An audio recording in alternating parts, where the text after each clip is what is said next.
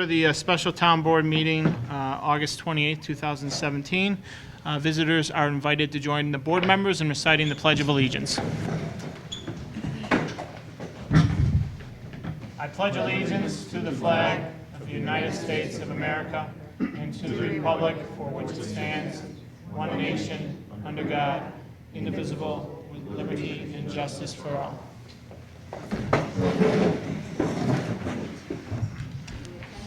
Councilwoman Barnum? Here.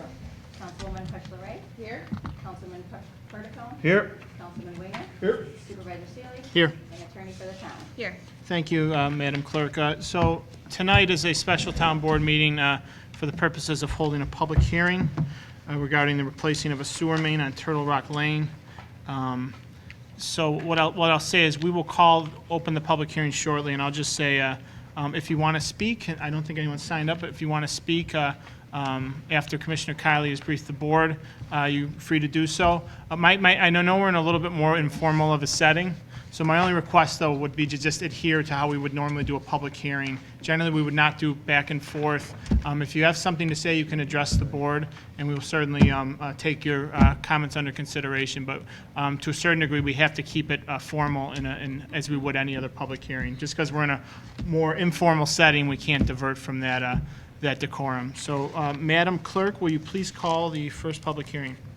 Public hearing 2017-1 upon the matter of replacing a sewer main on Turtle Rock Lane. Motion to open the public hearing. In a second? Second. All those in favor say aye. Aye. Opposed? Hearing is open. Commissioner Kiley, explanation, please. Thank you, Mr. Supervisor. The resolution before the town board this evening is to call a public hearing to address the laying out of a new sanitary sewer, which would extend along the east side of Turtle Rock Lane. During the high waters of 2017 and approximately in the month of June, a slope failure occurred at the property 531 Turtle Rock Lane. That 40-foot section of shoreline, just due to the wave action, sloughed into Lake Ontario.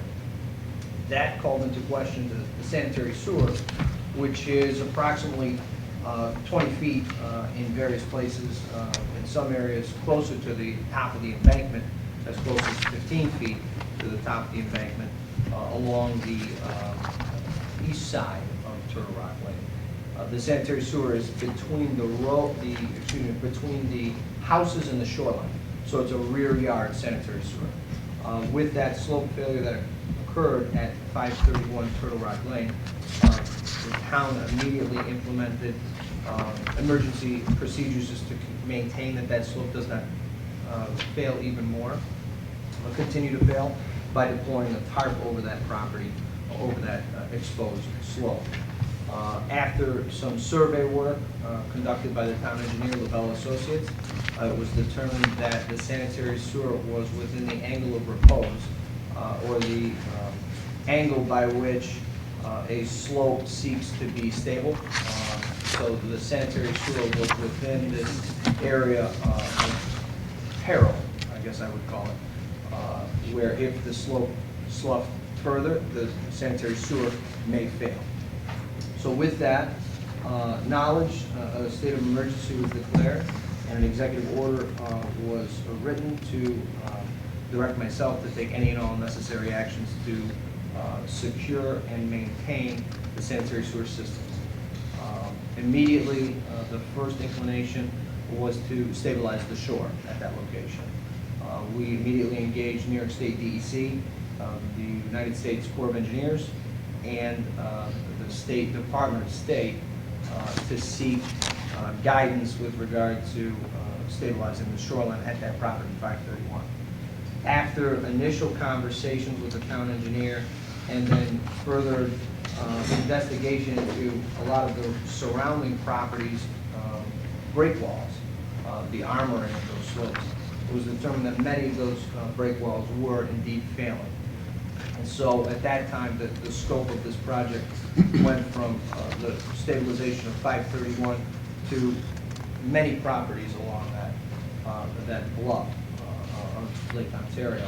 With that, the cost started to grow. So the town looked and reviewed another approach, which would be to abandon the sanitary sewer of the rear yard sanitary sewer, the existing sanitary sewer, and then relocate that sanitary sewer into the east side of Turtle Rock Lane. That proved to be more cost efficient, and it proved to be more permanent in nature.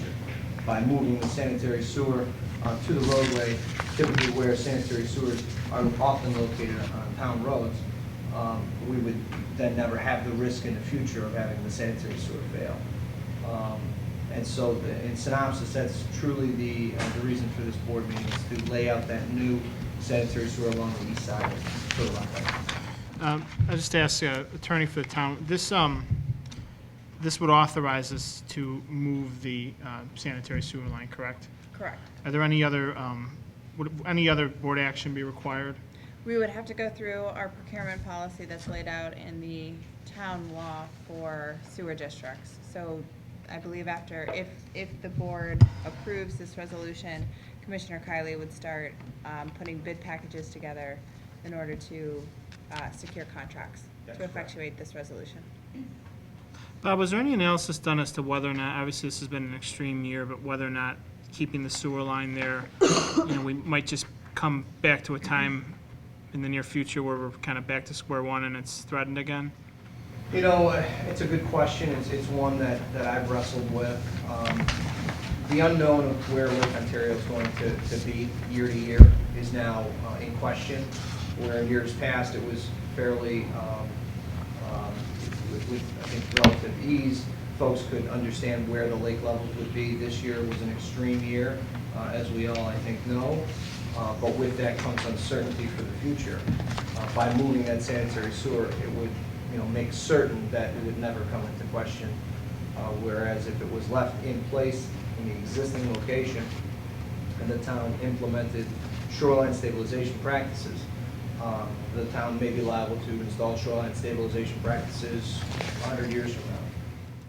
And just Or maybe 5 years from now. for the record, this is probably a question for Ms. Smith, but, often when we do sanitary sewer connections, we're not required to do a public hearing. What's different about this under state law? We're actually, because we're replacing where the main is and moving it to a new location, that's what is requiring. Okay. And actually relaying where the pipe Gotcha. historically was to a new location requires a public hearing. Okay. Is there anyone that was remaining that's on septic there? Not at this location. Right. And what's the cover of the pipe now? Is it endangered? The pipe is still functioning, so to date, it's still conveying wastewater. It services 7 homes along the east side of Turtle Rock Lane. There is still cover on the pipe. The pipe is approximately 10 feet from the top of the slope, where the most recent failure, slope failure, it was occurring. Since June, it hasn't, the slope has not significantly failed again. And that pipe was located there because that's the old trolley line? That is correct. So the original 1920s, 1930s sanitary sewer was placed along that location. This sanitary sewer was replaced in the early 1990s in the same location. The sanitary sewer is in effect functioning appropriately. Where's the water run now? Is everyone on well or it's on public water? Public water. And that's in the road? Correct.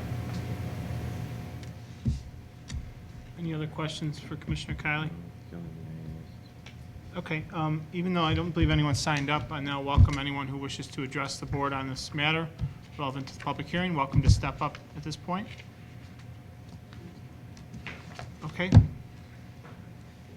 Somebody's got to say something. So unfortunately, one of the homeowner of, what's the address, 531 Turtle Rock is not here today. She had to go back to her other job, so she had to leave. She had a couple of questions that she wanted to ask that, I don't know if I can quite express them clearly. Maybe you guys already know the background on that, so I just want to pass those questions along. And then a few other questions that we've come up with down along the way. And that- Can I just ask for the record, your name and address? Oh, I'm sorry. I'm Dave Hahn, 537 Turtle Rock. Thank you, sir. And I'll just say, some questions we might not be able to answer tonight, but we'll try and get you, we'll do our best to answer questions you might have tonight. One of her questions was, since she's most affected, of course, in the immediate term by this is, I hear comments that were about The line is about 10 feet from the edge right now, and, you know, by my estimate, it doesn't seem like it's anywhere near 10 feet. It looks like it's more like only a few feet away, maybe 5 feet from the edge. So I think it kind of depends on where you draw that line. Yeah. So it's much more urgent as far as that goes. So it would seem like, although you say it's still functioning now, I'm not sure how much we know about whether there's leakage now, whether there's damage to it, whether, you know, without having to dig, without ever digging it up, I don't know how well we know that. So there's that concern. She had raised a question about funding, and if we're in fact getting funding from federal government for this in some degree, or if there was funding available for infrastructure or something to that effect. I can answer that. How that got used and why it's okay to use it for the other sewer or something. Trying to We'll be likely applying to the state of New York in the infrastructure money they've made available. We've consulted, and Bob has consulted with the state all along, gone through alternatives. They were supportive of this route, I think. So we will be making an application for reimbursement to that expense. So, and part of her question was, so we've chosen to basically cut loose the sewer that's there because it's more reliable longer term. I can understand from an infrastructure perspective why you move away from the shore and move out to the street, like you say, that's the more norm. That's just the way you do it, right? But in so doing, it's kind of left her and some others in a position where their bank is failing, and now there's no motivation from anyone to really support those who are really in trouble. Because now it's like, yeah, now we're good. Sewer's gone. We're moving it the other way. All set, right? So that's kind of, I think, how she sees this situation now. It's like, well, I thought we might get some support as my land is disappearing into the lake. Now, since you guys have decided that we're going to cut loose that sewer and move the other way, now I'm on my own. I'm back to $50,000 max through whatever funding I can get, and that's just not enough to do my job. And the DEC is fighting me tooth and nail the entire way for anything that she's trying to get approved to fix it. Anything else from her? I'm trying to express her thoughts as much as I can. Yeah, so some of the big concerns are, of course, so we've got the sewer project in the mix, but we're also trying to beef up our banks along the way, right? So we've got contractors that we're trying to line up to do this. There are certain timing that these limited contractors are available to do this kind of work. So there's an immediate concern from us that, to coordinate those efforts in such a way that that we don't find ourselves with the street disabled while the contractors are trying to get down the street to do work, or that the sewer line has been moved and now the contractors are coming in with heavy equipment and we're in fact compromising what we've done, or the other way around where we say, no, let's get the bank work done first because this is a good time to do that before we make a mess, and then that in fact compromises the sewer the rest of the way and we lose the sewer before we've actually been able to plan to put it in the street. So there's a lot of concerns about that. And then I think the big question that I had from the beginning, which I think has been answered, I know in the past when sewer lines have been put in streets, sometimes residents have been required to pay to connect to that. In this case, I don't believe that that is the case, right? The expectation is that any connection to the sewer from all of our houses, all 7 that are serviced by this, will all automatically be covered. We have no out-of-pocket to deal with that. That's correct. That's correct. Anything else? That's all I got. What is the time of the sewer? Can you ask him, and he just to get it on the record, he can ask. Do you want to just ask that, and I'll ask it to you? Well, that's the only one I had. And you- Yeah, name and address, just so I can get it on the record. Lucy Dan Mazzio, 509 Turtle Rock Okay. Lane. All this is so correct, so right on. When do you plan on putting the sewer line in? Because work is starting on a lot of our banks. It That's- should be started as soon as possible. So that's a question for Commissioner Kiley, and, should we move forward with this? I would ask him to coordinate with you and determine how imminent it is to repair the pipe and whether it makes sense to do one before the other. So my request, should we approve this, would be to him, as he has, and I know everyone probably knows Bob by now, and Chris Yount, but just to continue to communicate and coordinate. We wouldn't want to do anything that inhibits any efforts you're making, so. Are you actually going to be moving the pipe or just shutting it down? I guess, should I, it's a little bit of a different atmosphere again for a public hearing typically. I That's don't fine. engage That's in, fine. But, This is fun. I guess a couple of things. We did move through and camera the entire line, so we know it's not leaking at this time. We do have emergency plans in place in case it does fail. When a contractor goes in to stabilize the shoreline, we have an emergency plan in place that we know how we're going to move about, ensuring that folks don't have to leave their homes. We certainly do want to coordinate with all of the contractors, any of the contractors that you folks are working with. It would be the town's preference to come in after I think it would be more efficient in that manner, allow you folks to protect your property. And then, once that's completed, the town moves in very rapidly, moves with that new sanitary sewer, and then restores the vegetation and turf within your yards. So yeah, we would come in after. And so with that, we're probably looking at a 6 to 8 week timeframe for this project. Once they get into the road, it probably won't take that long. It'll be several days. We would certainly coordinate and make sure that folks can get in and out of their house effectively. If that means we will establish a temporary parking lot and shuttle people back and forth in golf carts, we will. We've certainly thought about how we're going to get access there. It's a single lane road, approximately 11 feet wide. So we would certainly make all those efforts. And so it would be probably October by the time we get in there. I'd like to, coordinate with all of your different contractors if you have different ones. If you have a question, can you just state your name and, yes, Karen Pash, 543. Karen. One question is, what is the latest that the sewer project can be started? Because we're trying to work with a contractor. So that's one concern. The other one is, just to reiterate what Dave said about Jamie's property on 531. There's tons of rock that have to go over that. And I know I had my angle on my bluff restored a few years ago, and it was like 100 tons of rock that went over. That's gonna be transporting back and forth across that sewer line, and I don't know if the enormity of that came across in your comments, but you might need to consider some way of further protecting that land. I don't know if that's possible or not, but the more I think about it, the more I think of all that rock and heavy equipment going between 531 and 37, which it will, and it'll go right over that pipe.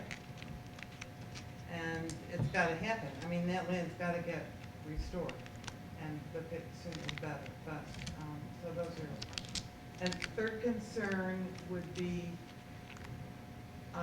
we have had a very terrible road for very many years. I've lived there for 15 years, and it was a disaster, and you finally fixed it last year. We own it now. Yeah. And so you own it now. Yeah. We own it's ours, so Okay. it's one of the You reasons why we took can do this. ownership of the road that wasn't a road, Yes. and, okay, so now you own it, and hopefully that will get restored. too. Absolutely. Please, Absolutely. okay. There's nothing worse than paving the road than having to dig it It's up. carried right back I- up again. I'm sure We you're put not a lot of happy that about money it. into Right. paving the roads, and it's not fun doing that. Just don't tell a lot of your neighbors across Yeah. town, because it's hard enough to get one paved once to do it again, so. All I thought they were asking for the We will not. potholes to be put back. right, have a question? John has a question for you, Yeah.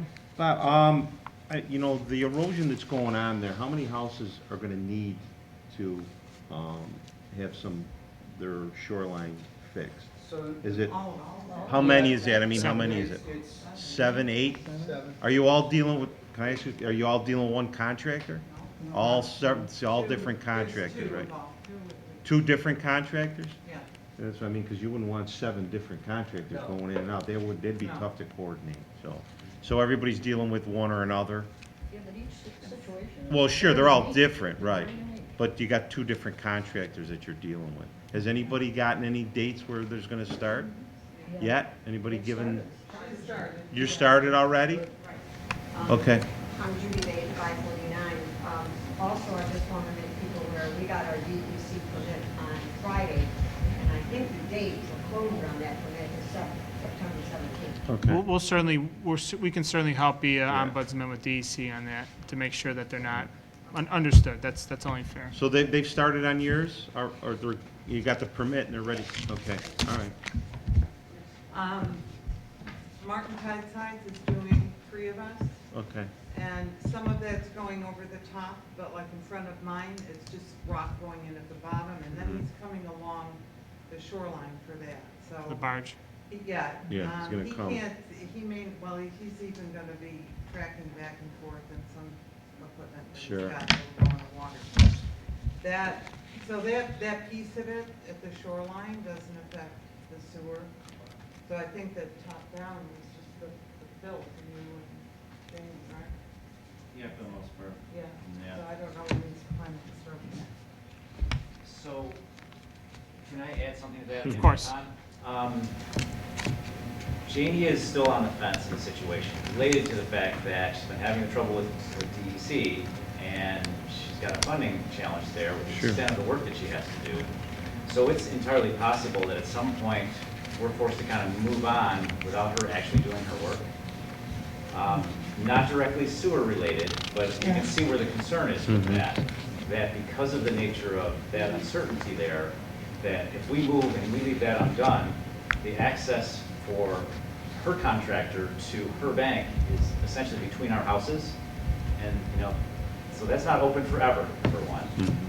We'll open that space up, clear all of our vegetation, remove all of our gardens, and create a path there. That's what we have to do for somebody to get in. So we gotta rip everything out, and then he'll come in. And then, whether she's on board or not, then we'll have to move forward with the possibility that we're still exposed to the worst part of the waves because her house isn't done. So when we talk about coordinating contractors, like even though we've narrowed it down to a couple of them, the timing, the schedule Yeah, is it's completely different. different. She's not able to get everything taken care of Sure. without, she needs help. She needs as much help as she can get. But again, we're talking sewers here, but Mhm. we're trying to coordinate. Understood. That's a challenge. How many feet of frontage does she have? 45. 40. No, 38. 38? Janie- At the top, yeah, she's Gotcha. high shape.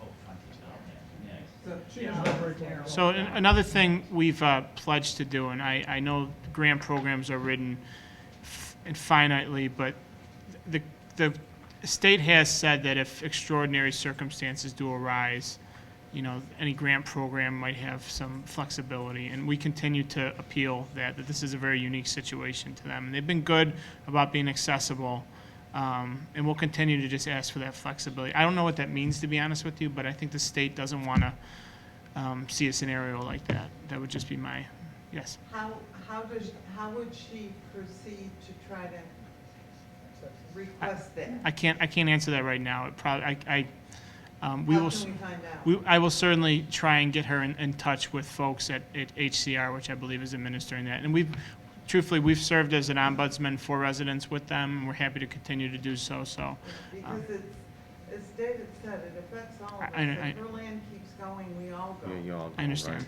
right. And I understand the challenges with this, and yes. Dan Burkle, address, Berkeley.